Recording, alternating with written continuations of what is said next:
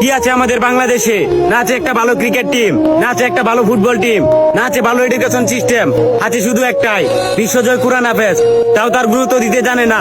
হায়রে মানুষ, যেখানে ভালো কাজ করতে যাইবে সেখানে হারাম ঘুষের টাকা চাইবে। দিনরাত পরিশ্রম করে একটা মেধাবী স্টুডেন্ট তার মা বাবার মাথার ঘাম পায়ে ফেলার টাকা দিয়ে শিক্ষা অর্জন করে সিভি নিয়ে প্রত্যেকটা অফিসের পিছনে পিছনে ঘুরে, অথচ মোটা অঙ্কের টাকা না গুনতে পারলে চাকরি পাওয়া যায় না। আসলে বর্তমানে দেশটাতে চুরবাটপার দালালে ভরে গেছে। আর কত করবি মানুষের ক্ষতি? সময় থাকতে মানুষ হ, নয়তো আল্লাহর মায় ধীরে ধীরে পাবি।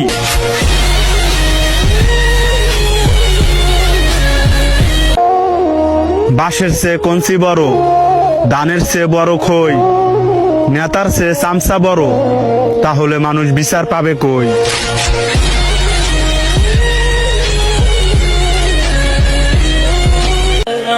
নেতার পেছনে ঘুরে শেষ করবা নিজের যৌবনকাল, আবার ভাইবার একবার নামাজ পড়া কাটায় দিবা নিজের বুড়া কাল।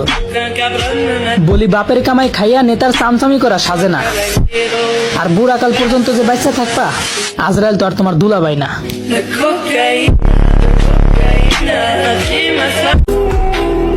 আস্তাগফিরুল্লাহ, আপনি ভাবতেও পারবেন না এই ভিডিওটা শেয়ার করে দিলে এই আস্তাগফিরুল্লাহ যদি একবার আপনার শেয়ারের কারণে যদি একবার কেউ পড়ে, তাহলে আপনার জন্য তওবা হয়ে যাবে।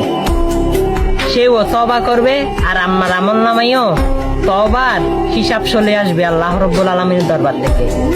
ভিডিওটা শেয়ার করে দিন। আমিন।